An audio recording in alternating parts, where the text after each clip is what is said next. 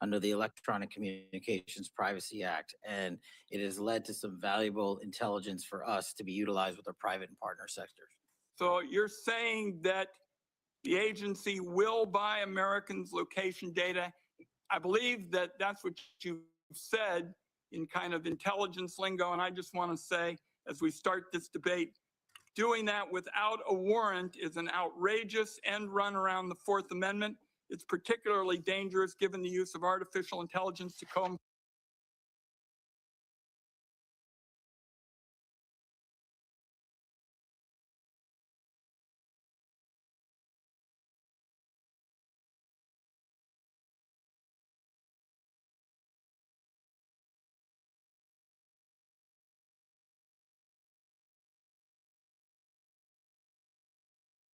Amendment. It's particularly dangerous given the use of artificial intelligence to comb through massive amounts of private information. This is Exhibit A for why Congress needs to pass our bipartisan, bicameral bill, the Government Surveillance Reform Act. I have time, I believe, for one more question. Director Patel, you 3 weeks ago indicated you were dissatisfied about having your phone records subpoenaed. Do you think the government ought to get a court order to collect phone records? Senator, in my experience, the government does get court orders to obtain phone records. One last question. General Adams, for you, in 2021, your agency confirmed that it had purchased and searched domestic location data. It is still your agency's position that you can buy Americans' location data without a warrant? And if so, are you still doing it? Senator, thanks for the question. With regards to commercially available information and publicly available information, the purchases that my agency makes is in alignment with the Constitution and protects U.S. persons' information. But you're buying location data, correct? I mean, we've now had that referred to twice, and I don't think there's any question that you're doing it. All of the purchases.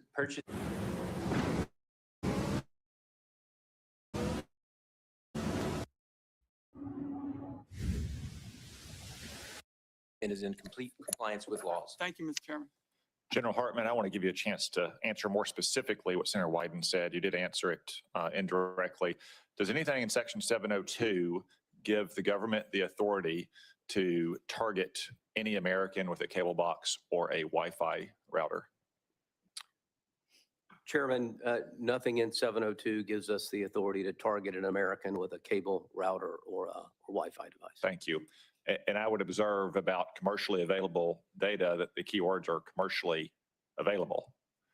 If any other person can buy it and the FBI can buy it and it helps them locate a depraved child molester or savage cartel leader, I would certainly hope the FBI is doing anything they can to keep Americans safe. It's not much different from longstanding Supreme Court precedent that, for instance, says law enforcement can go through trash that you put on the side of the curb because you no longer have a privacy interest in it. Senator Cornyn. Thank you all for your service to our country and the people you represent. We are in debt to all of you. I want to ask you, Director Ratcliffe, yesterday, the head of the National Counterterrorism Center resigned, saying that Iran did not represent an imminent threat to the United States. Is there anything to indicate that Iran had ceased in its nuclear ambitions or in its desire to continue to build ballistic missiles capable of threatening American troops and allies in the Middle East? Senator, no. In fact, the intelligence reflects the contrary. So you disagree with Mr. Kent? I do. I would think any fair-minded assessment of the situation, even based on open sources, would reflect the danger the regime poses to the United States. Isn't it true they've basically been at war with the West since 1979 during the Iranian Revolution and have American blood on their hands? That's absolutely correct. I think Iran has been a constant threat to the United States for an extended period of time and posed an immediate threat at this time. The threat assessment says that Al Qaeda and ISIS maintain the intent to launch operations targeting the U.S., but it's most likely to occur through U.S.-based lone offenders. I want to ask you, Director Patel, it seems like there's been a raft of incidents recently. On March the 1st in Austin, Texas, where I live, a lone gunman wearing a sweatshirt saying property of Allah, and who the T-shirt he wore underneath had an Iranian flag, killed 3 innocent people and injured 12 more. And then we know in Virginia, the Old Dominion shooting, somebody who unbelievably was sentenced to 11 years in federal prison for attempting to support ISIS, but then was released only to commit another terrorist attack. We all are familiar with what's happened in Michigan, in New York, and I applaud the important role that the FBI has played in stopping some terrorist attacks, but obviously the FBI can't be everywhere all the time. Would you please talk about your cooperation and collaboration with Homeland Security investigations in countering terrorist attacks against the United States? Thank you, Senator. Absolutely. It is essential that the FBI cooperates with the entire interagency. But as to your question about DHS specifically, what we have stood up around the country are 59 Homeland Security task forces in 59 separate locations. These are joint terrorism task forces. Essentially, the JTTF model was expanded. So the FBI owns 56 joint terrorism task forces in each of our field offices. On top of that, we have 59 HSTFs, which are co-led by the FBI and DHS. And what that allows us to do is things like we did down in New Orleans just over the holiday period, where we surged for a 6-week period of time, and where we dropped the murder rate by double-digit points. And also is the first time that Mardi Gras in its entire history had not one homicide. So when you bring the powers of the Homeland Security folks, DHS, and the FBI together, this is the purpose of it, to get after not just the terrorism threat, but the violence and the criminal activity in our cities. And that's why we're in 59 cities across the country, and it's working in places like Memphis and every other city we have it. Are you aware of the fact that Homeland Security investigation is a major directorate within Immigration and Customs Enforcement? Yes, sir. Yes, sir. And are you aware that Senate Democrats have uniformly voted not to fund the Department of Homeland Security, including Homeland Security investigations, TSA, FEMA, and other functions of the Department of Homeland Security? Senator, I'm aware that employees of DHS are 1 month without pay. They're not being paid, right? Yes, sir. And we were all seeing what's happening at airports where people are having to wait hours at a time because of the fact that these TSA agents are overburdened. But what I wanted to focus on with you is the refusal to fund the functions of the Department of Homeland Security, including Homeland Security investigations, making Americans less safe? Absolutely.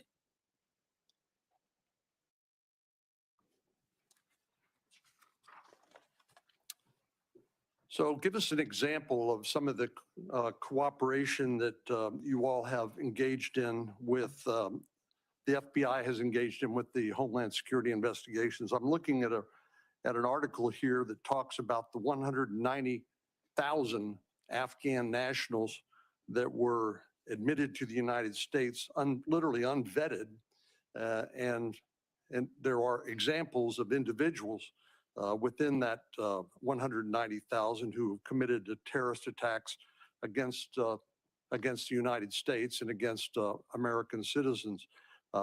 Is that the sort of thing that you are investigating with HSI?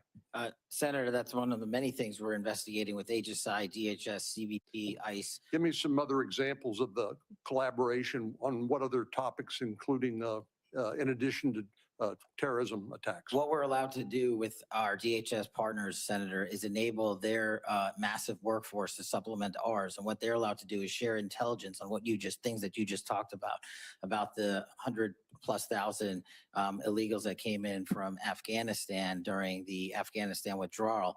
unfortunately, they weren't vetted thoroughly. So what we're doing is going back with our DHS partners and vetting absolutely every single one of them to the best that we can. But unfortunately, we're not able to go out into the country and find every single one of these individuals. But we need more than 12,000 FBI agents to do that job, which is why we are utilizing the 100,000 or so 1811s at the Department of Homeland Security to give us the information they have from their immigration records, from their travel records, from their travel logs overseas and within the country. And what we're able to do is remove these individuals off the streets in every single state across the country, to include violent gang members, to include Tren de Aragua, to include ISIS-affiliated individuals, to include Al-Qaeda-related affiliated individuals. And hopefully we do it before and not after, like the tragedy that we witnessed in Washington, D.C., where an individual from Afghanistan was allowed to enter into our country and shot multiple members of our uniformed military service. Thank you. Senator King. Thank you, Mr. Chairman. I do need to point out, in response to some of the previous comments, twice in the last 2 weeks, as recently as last Thursday, Senator Patty Murray, the Appropriations Committee, put a bill on the floor that would have fully funded TSA, FEMA, CISA, and the Coast Guard for the rest of the year, leaving the focus on the dispute that we have with the conduct of ICE as separately. So inexplicably to me, that bill was blocked by my Republican colleagues.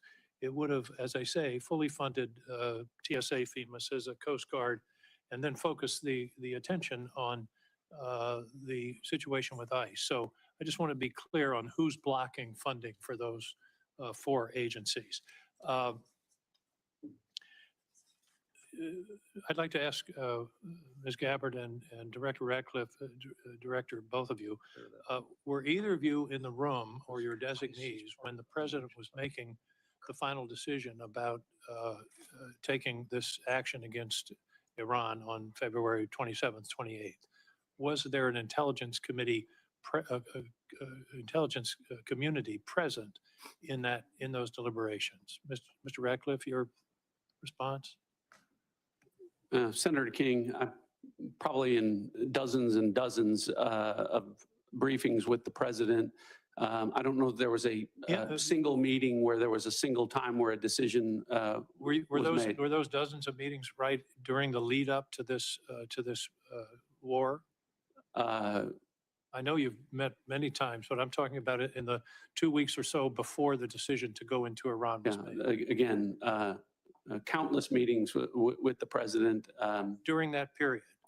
during that period. Director Gabbard, were you present in those discussions? Likewise, yes. The reason I'm asking the question is there seems to be a discrepancy between what the Intelligence Committee community has reported over the years and what the president has said in terms of of this action. For example, Senator Wyden read the report from a year ago that strikes against neighboring states and action to close the Strait of Hormuz was predicted by the intelligence community. And yet the president says nobody knew. And my question is, did you tell him? Anybody want to answer that question? Senator, I'll answer the question. So with regard to briefings, the president gets briefings constantly about intelligence. Now, the comments that you talked about, I had not heard, but what I can tell you is that Iran had specific plans to hit U.S. interests in energy sites across the region. And that's why the Department of War and the Department of State took measures for force protection and personnel protection in advance of Operation Epic Fury. I think that's what's most important. Any predictions to the president about the Strait of Hormuz? All you got to do is look at a map and you'll see that the vulnerability of the Strait of Hormuz. Was that part of the briefing, Director Gabbard? I think the Director Ratcliffe made the point here is that this has long been an assessment of the IC that Iran would likely hold the Strait of Hormuz as leverage. And my question is, was that communicated to the president in the lead up to this And it's because action? of that longstanding assessment that the IC has continued to report that the Department of War took the preemptive planning measures that it did.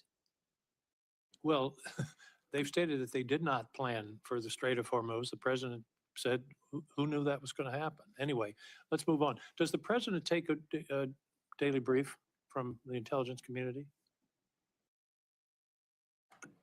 This is a yes or no question, I think. Yeah, the president, I would say, Senator, in my estimation, on average, I brief the president of the United States on intelligence, probably on average, 10 to 15 times a week, where I have conversations with him about specific discrete issues. Sometimes there are dedicated sessions that last hours in length.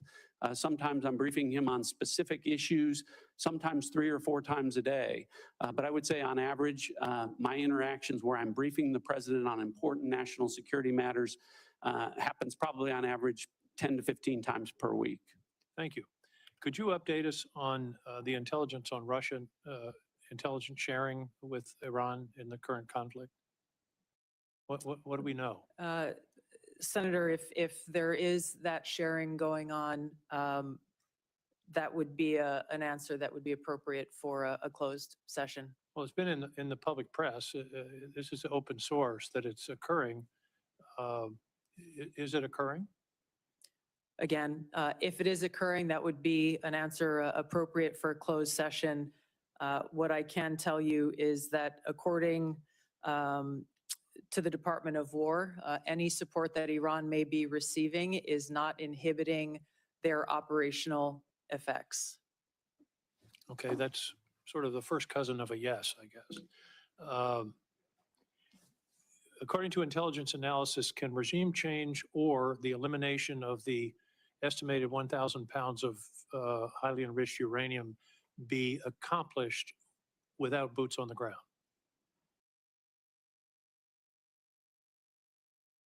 Senator, the discussion about the Iranian nuclear capability, we intend in the closed session to talk about that in great deal. With regards to revealing any information about the ability to do that, I would have to defer that to a closed session. Okay, I'll see you in an hour. Finally, there was very little, if anything, in the report, in the assessment about climate change, and that's been in past reports. There is a lot of discussion about migration. The estimates are that climate migrants, because of the changes in the climate and the atmosphere, and particularly in the center equatorial area of the Earth, will range from 200 million to 1 billion people by 2050. Do you believe that is a national security threat that should be addressed? The Syrian refugees were about 6 million, and they upset the politics of Europe for several years. We're talking about 200 million to 1 billion people on the move. I believe that's something we should be discussing and that the intelligence community should be assessing. Director Gabbard? Yes, Senator, there are a number of drivers of things like migration. It would be an extensive and voluminous annual threat assessment if we included every single one. This annual threat assessment is focused again on the priorities laid out by the President's national security strategy and on the effects that we can take action, operational action to protect U.S. interests. Well, I would suggest combating climate change is something we can take action on. Thank you, Mr. Chairman. On the matter of media reports about Russian or Chinese collaboration with Iran, I would point out that the media is not a classification authority. And that kind of story, whether true or not, might be better suited for the FBI to investigate on whether there's been unlawful disclosures of classified information. I would also say it sounds like something Russia and China would do. Communist Russia used to do it during the Cold War, and Communist China has always done stuff like that. On the Patty Murray legislation, not only would it have defunded ICE and CBP, it would have also defunded Homeland Security investigations, which do critical work on our streets to protect our communities from financial crimes, from predators, from transnational gangs as well. So while we would all like to see the TSA and the Coast Guard and other critical parts of Homeland Security as well, we do not want to defund the police, this time the immigration police. Senator Moran. Chairman, thank you. I believe that it's in the U.S.'s national interest, our security interest, for Ukraine to be successful in defeating the Russian invasion. I'm concerned with the consequences of Operation Epic Fury on that ability of Ukraine to succeed in defending its borders.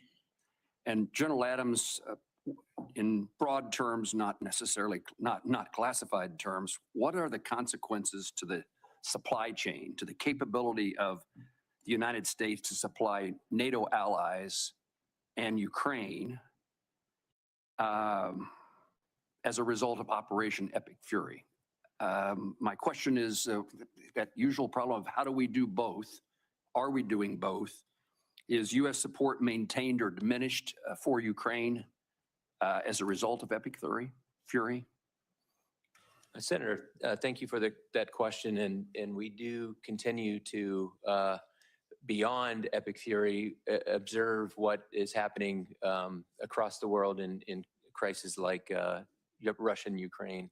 Unfortunately for the situation there now, just based on the force composition and the delta between the Russian forces and the Ukrainian forces, the advantage is to the Russians. As we get into the classified hearing, we can talk a little more specifically about the items with regards to supply chain and with regards to the information that the Defense Intelligence Agency collects. We look at the foreign threat and what their capabilities are from a multi-int perspective. We look a little bit less at friendly capabilities. Now I would defer questions with regards to U.S. supply chain limitations with regards to logistics and the effort that the Secretary of War is having with regards to trying to boost the U.S. Defense Industrial Base. I would defer those to the department to discuss. Well, General, please be prepared for the classified session for me to continue to pursue this. I mean, our supply chain issues are not classified in the sense that every hearing I'm in as a defense appropriator has officials from the Department of Defense testifying about the need for further assistance. And really, I'm asking for the facts of what has happened as a result of Operation Fury, Epic Fury, in the last few weeks in our supply to Ukraine and our NATO allies who are supplying Ukraine. Yes, sir. The department is executing a comprehensive, in fact, the Sec War has gone around the nation to boost the defense industrial base. We know for a fact that we have to increase our defense industrial base capability.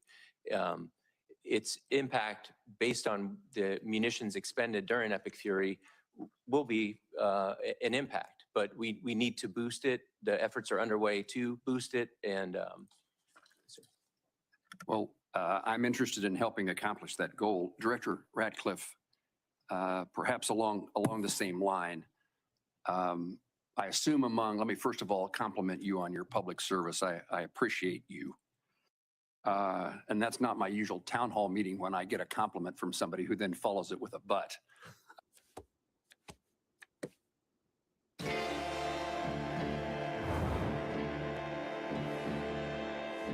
It's easy to sell for free on eBay. Download the app now. In the United States against Russia or China or other adversaries was taken into account. How is that diminished or increased by Operation Epic Fury? And particularly in this instance about what it means, was the conversation had about what it means to our ability to help Ukraine defend itself. U.S. support for Ukraine includes military and other assistance, but also we've undertaken economic sanctions against Russia for their invasion of Ukraine. And Epic Fury has caused a significant increase in oil prices, and the administration has waived sanctions against Russian oil companies, which are reported to say that Russia is receiving $150 million per day, additional dollars as a result of the waiver. What can you tell me about our plans or your understanding of what's transpiring as a result of Operation Epic Fury in regard to those oil revenues that are now being generated in favor of Russia and the lifting of the sanctions, at least for a temporary period of time? Senator, thanks for the compliment, I think. I'll start with a couple things. What I would tell you is the same military and intelligence professionals who delivered, not just for the administration, but for the American people, a flawless intelligence picture and flawless military operations in Operation Midnight Hammer and Operation Absolute Resolve are the same folks involved with Operation Epic Fury. And so I hope that provides you some measure of comfort with regard to how detailed, how thoughtful the approach was to the current operation. And that's why I think that to mischaracterize it as it is being done in the media is a disservice to the folks involved in what is a very specific campaign that is different than the two that I mentioned before. It's why the president came out and said, this isn't over in a matter of hours. This is a 4 to 6 week campaign, and that it would come at some cost because the goal of the president and the administration is to address a 47-year problem, the most destabilizing force in the Middle East for the last 47 years, one that has frankly been watered, fed, and nurtured by policies of prior administrations that has allowed them to become the threat that they have. So I say all of that sort of in context to understanding that we have to address that, but at the same time, to your point on what's going on with regard to Russia and Ukraine, and you mentioned the oil issue. Sometimes policymakers have to take steps that, while they may benefit adversaries like Russia or China, do so because they also think it will benefit U.S. citizens, in this case with respect to keeping the economy on track and keeping oil prices low. So what I can tell you is the intelligence is thoughtfully considered, and I think that policymakers have taken that and I'm confident that we can walk and chew gum at the same time, pursue objectives in the Middle East and provide support with regard to the conflict in Russia and the Russian aggression in Ukraine. Senator Bennett. Thank you, Mr. Chairman. I appreciate that. Mr. Director Ratcliffe, you just described the specific campaign that the president is engaged in, the country's engaged in with respect to Iran. I think the campaign has been one, in my view, without a specific rationale for the American people. 19 days into President Trump's unauthorized war with Iran, and by which I mean there has been no congressional approval, at least 13 American service members are dead and many others are injured. President Trump has offered no credible justification for an imminent threat, no clear goals, no strategy or timeline. His message keeps changing, I think, in really damaging ways. President Trump said Iran's nuclear facilities had been, quote, totally obliterated in June 2025. But when he launched this latest war, he said we need to eliminate the imminent nuclear threat of those totally obliterated nuclear facilities. President Trump has threatened to seize Iranian oil and demanded our allies reopen the Strait of Hormuz. He said that I'm demanding that these countries come in and protect their own territory because it's their territory. It's the place from which they get their energy. By the way, he wasn't just asking for our allies to protect or to bail them out in the Straits of Hormuz. He was asking China to bail them out in the Straits of Hormuz. And then he said, maybe we shouldn't even be here at all because we don't need it. We have a lot of oil. And he said, we do not need the help of anyone. President Trump has declared we've won the war. We won it in the first hour. But then he said, we're not leaving until the job is finished. He said that there is practically nothing left to bomb, but then threatened to bomb Iran again, quote, just for fun. I think words that probably have never come out of a military leader in the history of the United States of America. It shouldn't come out of the mouth of a civilian leader. President Trump said he will end the war when I feel it in my bones. And anytime I want to end it, it will end. But, Director, the war is not ending. It is escalating with thousands of U.S. Marines reportedly sailing toward Iran on an unclear mission, a mission that's become less clear over days, not more clear. Our airstrikes wiped out Iran's missiles and supreme leader. Nobody here, and certainly me, is shedding a tear for him. But the Iranian people now live under martial law. And by the way, no surprise to our intelligence agencies that that's the case. And the first of a puppet leader who's chosen by the IRGC. No surprise that to anybody on the Intelligence Committee. Iran closed the Strait of Hormuz and is holding the global economy hostage. No surprise to anybody who knows anything about U.S. intelligence. Launching drones at our embassies and military bases. No surprise. The president is surprised. Nobody who has looked at our intelligence is surprised. Iran's nuclear program is damaged, to be sure, but it still has a uranium stockpile. We heard today from the DNI at the very beginning of this conversation that the regime is in place and they are going to rebuild their military capabilities, the ones that we are destroying right now. The question I think is raised, Director, about your specific engagement is whether it will become a perpetual war, because what Iran will do is exactly what they have always done, and which the DNI is saying they will do again. In its briefings to the committee, the Intelligence Committee has been clear-eyed about what would happen in the Straits of Hormuz, has been clear-eyed about whether or not our military bases, our embassies, and our personnel in the region would be placed at risk and in harm's way, even though the administration did very little to protect them.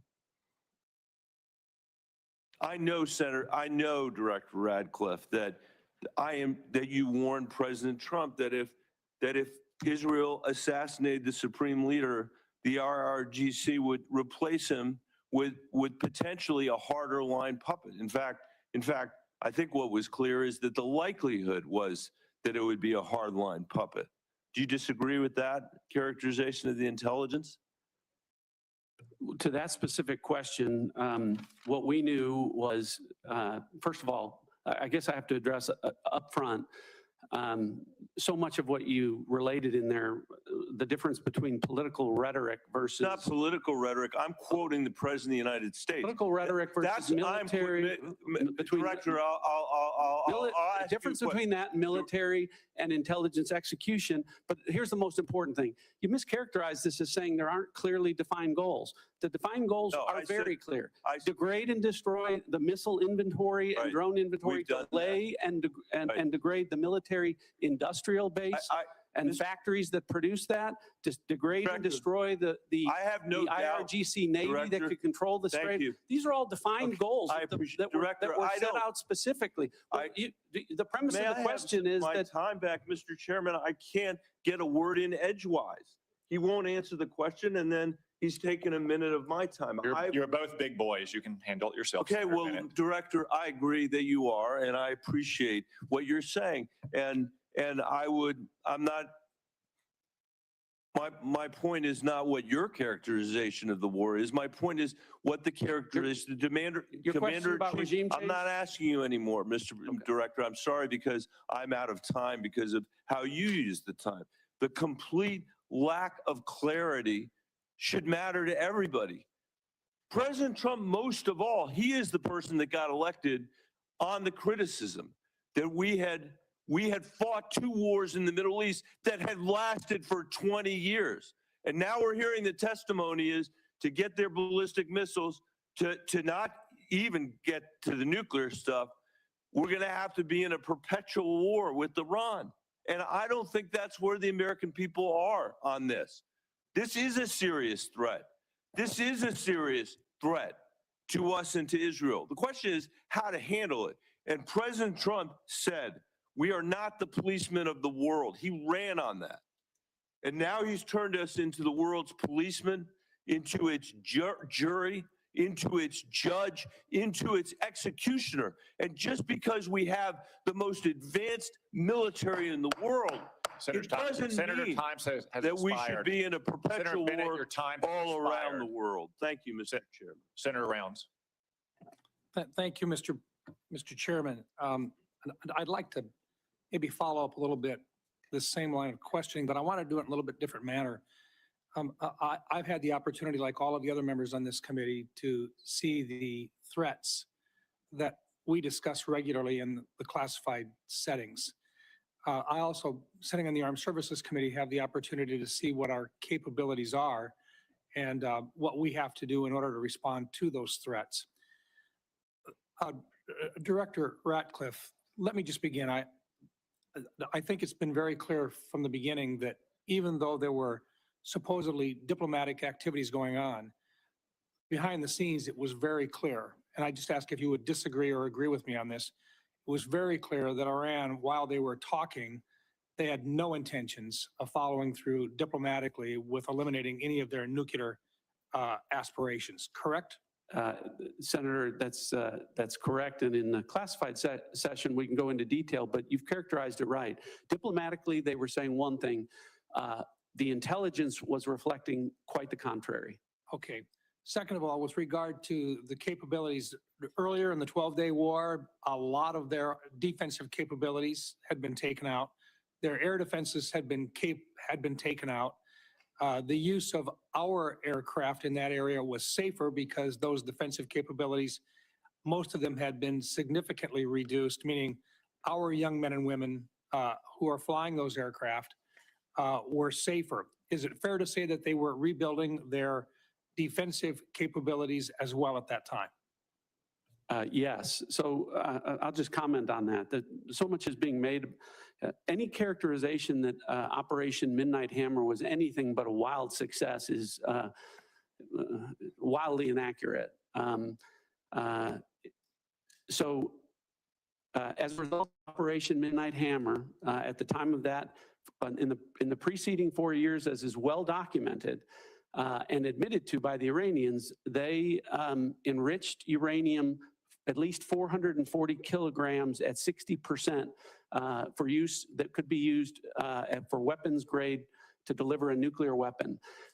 As a result of Operation Midnight Hammer, we sit here today with Iran having exactly the same amount of enriched uranium to 60%, meaning they have been unwilling and incapable of enriching uranium to 60% as a result of Operation Midnight Hammer. Okay, and let me go on because I think this is an important part of this. You also have to have a way of delivering a weapon. It's fair to say that they have short-term and intermediate range ballistic missile availability today. Were they building additional short-range and mid-range ballistic missiles? Yes. Were they continuing to develop them? Continuing to develop them and at rates that were alarming. And what about our ability to respond to those? We have very good defensive capabilities, but it takes time for us to build our defensive capabilities. Were they building their offensive capabilities while they were negotiating with us at a faster rate than we could build defensive capabilities? Yes. Were they continuing to work at and deliver additional resources to terrorist organizations that were affiliated with them in the region? Yes. So in other words, while they were supposedly diplomatically working with us during that entire time, they were continuing with regard to their nuclear intentions. They were building additional missile systems to deliver or conventional weapon systems to threaten their neighbors. Their defensive capabilities were going to be increased, making our young men and women at risk when at some point in the future we would have to basically go in and clean the mess up. I think there was an opportunity here, and I think the president made the right choice when he decided at this time that simply for our advantage and for the young men and women that have to go in and do this, that this was a safer time, if there ever is such a thing as a safer time, but the right time for our nation to respond to this threat. Is that an appropriate way of putting it, sir? I agree with that. Thank you. I think the president made the right choice. It is never a good time for a war. But at some point, you've got to look at what your best possibilities are for protecting those young men and women who are in harm's way. Let me move on for just a minute. Director Ratcliffe, let me just ask you this, because there's been a discussion, and we've never been able to talk about this in an unclassified setting. And I recognize it's sensitive, but 60 Minutes, there's been a report about Havana syndrome and about individuals who are within the agency and within the state departments that have actually had significant illnesses, some attributed, they believe, to outside sources. I don't think we have been able to, in an unclassified setting, at least acknowledge that we take these issues seriously. Is there anything you can share in this unclassified setting to assure the people of the State Department and your agency that this is not something which is being ignored? Thanks for the question. I appreciate the opportunity to address that. Yes, we have to be careful about what we can say, and we can go into further detail in the classified session. But this is something that when I became the director, as you're aware, Senator, there are disparate opinions across the IC about what the cause of these AHIs may or may not be. Otherwise known as Havana syndrome. Well, Havana syndrome, yeah, or and the question of whether or not it could be the result of a directed energy weapon from a foreign adversary. So when you, having been the DNI, understanding the role of the DNI is to coordinate across the IC when there are disparate opinions among agencies. Director Gabbard and I had a conversation where she agreed that she would undertake a comprehensive review of that issue across the IC to make sure that it is getting the attention that it deserves. And I know that she has undertaken that and will be able to brief you in further detail in the classified session. Thank you. And one last thought, this is only a comment, but to General Hartman, your time in service has been very, very special. Working with you on the Cyber Security Subcommittee of the Armed Services Committee, I commend you for everything you have done. You are truly a hero, and you have served your country very, very well. Thank you for your service. Thank you, Senator. Thank you, Mr. Chairman. Senator Kelly. Thank you, Mr. Chairman, and thank you for being here today to all of our witnesses.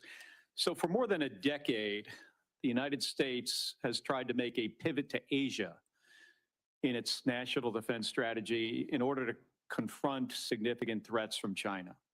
For years, administrations of both parties have identified China as a top threat facing our country and worked to build relationships across Asia and deter Chinese aggression. At the same time, we have bolstered our European allies and asked them to contribute more to their defense to deter Russia. Directors Gabbard and Ratcliffe, would you agree that China and Russia are our primary geopolitical rivals? Director Gabbard.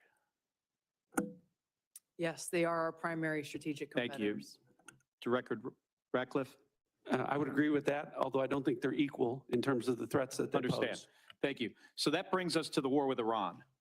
So this has created one of the largest ever supply shocks to the global oil supply, which has sent gas prices skyrocketing for Americans. But not everybody is losing. Directors Gabbard and Ratcliffe, is it accurate that Russia has gained billions of dollars in additional oil revenue due to price spikes as a result of the war and loosened sanctions?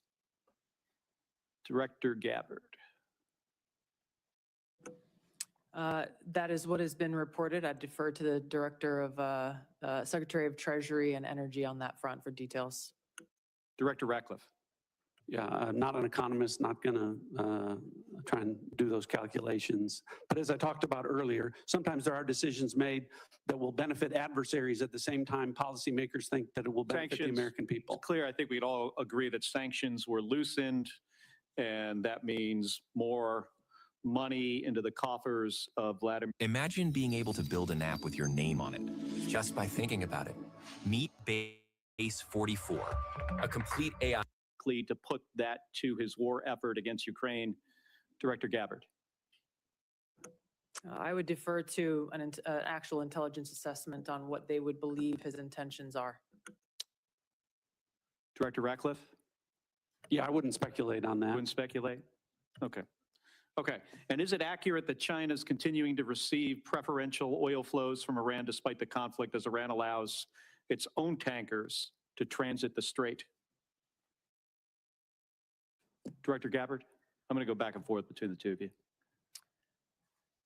There has been some reporting of China, India, and other countries being able to move their tankers through the strait. However, it is unclear the volume or the measure of that. Okay, so it sounds like it's accurate. Thank you.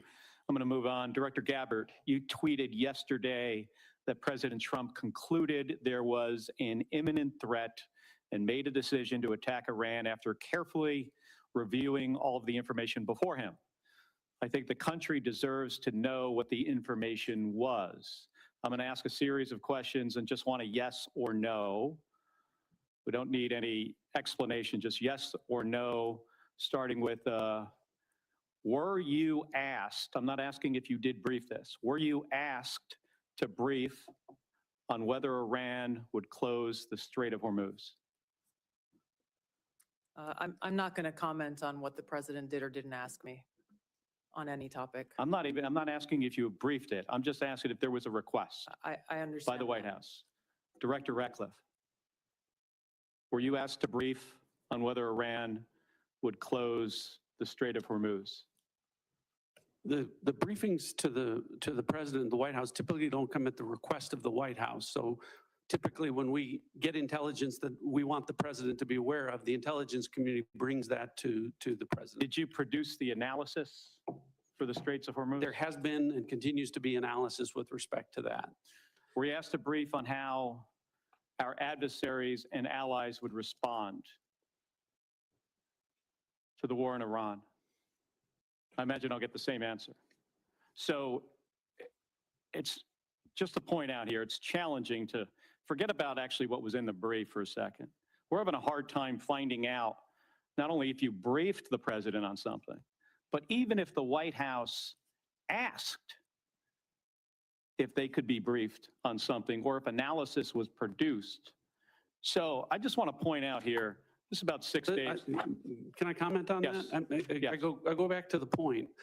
It's the same approach that we took to the prior operations, which to your credit, Senator, you have praised the intelligence and military communities in Operation Midnight Hammer and Operation Absolute Resolve. It's the same approach and the same professionals in terms of how they approached this particular operation. We're trying to figure out if the president knew what the downside was of the Strait of Hormuz being closed. And I'm having a hard time finding out whether the White House asked or whether there was a brief, whether the president knew. Did he know this was going to happen or did he just disregard it? And I just want to point out something that was released about 6 days ago. This is a fundraising email from the president of the United States. And in this email here, where there's multiple links to donate money, it says, as a national security briefing member, you'll receive my private national security briefings. Director Gabbard or Director Ratcliffe, do you think the public should be able to, supporters of the president should be able to pay and receive his private national security briefings?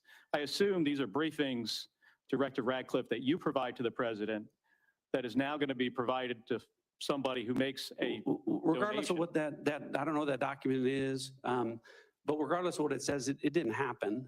Oh, no, this is new. But what I'm telling you is that the Hatch Act would prevent me from an apolitical role from engaging in that. I'm not aware that anything like that happened. Yeah, this says unfiltered updates. So, Director Gabbard, do you have any comment on whether unfiltered updates of private national security briefings should be made to individuals that donate to the president? I'm not familiar with that document, and It's been made very public 6 days ago. We'll get you a copy here because I agree with you, Director Ratcliffe, that the Hatch Act should prohibit this type of conduct. Thank you. Senator Langford joins us from what I gather is a very exciting confirmation hearing for Senator Mullen. It is actually. For all of you, thank you. Thank you for the time that you give to the country to be able to serve, for your families and the sacrifice that you make to be able to do this, and all the professionals that work around you. Please pass on our gratitude to them because they work incredibly hard and difficult tasks in this. I want to talk about something that's a little closer to home on this. A lot of Oklahomans that I talk to, and quite frankly, folks even outside the state on it, when they think about threats, they, as strange as this may sound to those of us that deal with missiles and ballistics, they think about the threat to their family and to their income and to who they are. And a lot of it is international scammers that are now reaching into the United States to be able to gather data or to be able to steal money from them.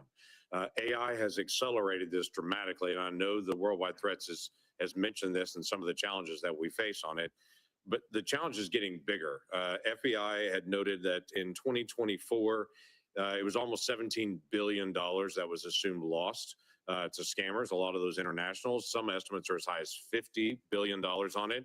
AI continues to be able to accelerate the capabilities on it. OpenAI even noted now that they're putting online ads saying, if you've been scammed, here's a way to recover your money. And that is actually a scam. It's taking them to a fake FBI page where they can then turn in and to say, if you've been scammed, here's how the FBI is going to actually come help you to recover it. But even that page is fake, and they're going to be able to steal their information. This is accelerating at a pace that's pretty dramatic with the use of AI on this. Director Patel, I know that you guys are on it. I know that there's multiple entities on it, but this is a big challenge. And a lot of Americans are very, very concerned about the threat to their families. They may have their parents that are more vulnerable at this time and being targeted. How do we take some of this on to be able to confront what's happening online, to be able to attack people and to be able to scam them? Thank you, Senator. And it's with any other high priority operation that the FBI runs, whether it's CICT or we're talking about scamming and scam centers here. One, you have to drown and get online with your online covert employees and platforms. And we've increased funding. And we've also, what we've done strategically is move people out of Washington, D.C. on the intel analyst front and the support staff front to places like Oklahoma. Actually, every single state across the country has received a plus up because of that. And what we've created is the Internet Crime Complaint Center, the IC3, which I know you're familiar with and reference. So what we're doing on the homeland is going out into the streets of America, on the online platforms in America, and shutting down those networks and shutting down the capability of AI to interfere. But I think the bigger term project, what we're doing overseas, that's the key to this. Right. The scam center compounds are largely located in Cambodia and Burma and on the Thai border. I've already engaged with the premiers of each and every one of those countries. We've done so to switch off access to the internet with those governments to make sure that those compounds, they're literal compounds that are being built, and we can get into that in the classified center, that are fleecing Americans and senior citizens all the way from Southeast Asia, because they are backed by the CCP to build those compounds because they know it's going to hurt everyday Americans. So us, which we have successfully already eliminated and scuttled, numerous compounds in Cambodia and Burma and Thailand, is the big picture, the big part of the lift overseas. What we're going to do is go into those countries and shut down every single scam center compound. Which is very helpful, and every American is thinking about this and talking about it. Director Patel, I'm going to stay with you. The counter-narcotics work has been phenomenal in the past year and a half. The amount of methamphetamine and fentanyl that have been seized coming across our border has been dramatic, and that has a real effect of what's actually coming at families in my state on it. What I'm interested in is, how are you partnering with local law enforcement to continue to accelerate this process? What does that look like for FBI? Absolutely, Senator. The counter-narcotic mission can't be complete without state and local law enforcement. So we are embedding more task force officers across the country on the specific counter-narcotics mission. We've also stood up with our interagency partners in Tucson, Arizona, the Southern Border Intelligence Center, specifically on the counter-narcotic mission, so that we can utilize the Department of War and interagency capabilities on the law enforcement front. That's why we seized enough fentanyl in 2025 to kill 178 million Americans. That's a 31% increase year over year. And here's a statistic that everybody should be proud of. Opioid overdose deaths from last year dropped 20 points. 20 points from across the country. And in Oklahoma specifically, Senator, we seized enough kilograms of cocaine to include a 232% increase in the state of Oklahoma alone, and enough fentanyl to kill 500,000 Oklahomans. We can't do that unless we have great police partnerships, which has been a priority of mine, is why I've embedded police officers here at headquarters from around the country to make sure we have that connectivity. And I've shortened the task force officer onboarding pipeline from 1 to 2 years to 90 days. Yeah, we do. Director Ratcliffe, the annual threat assessment highlights this year the Muslim Brotherhood in particular, and calls out some of their financial material support on this. That may be surprising to some folks here, but it's not surprising to folks all across the Middle East in the threat that the Muslim Brotherhood continues to pose to so many governments and entities across the world on that. How is the Muslim Brotherhood financing itself and its acts of terrorism? And is there something that we need to do here to be able to make sure that we're protecting Americans in the threat?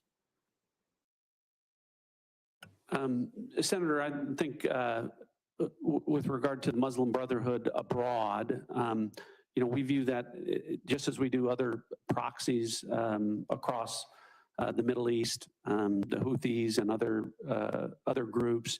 And I can relate to you that the CIA is very focused on the counterterrorism front. You weren't here before.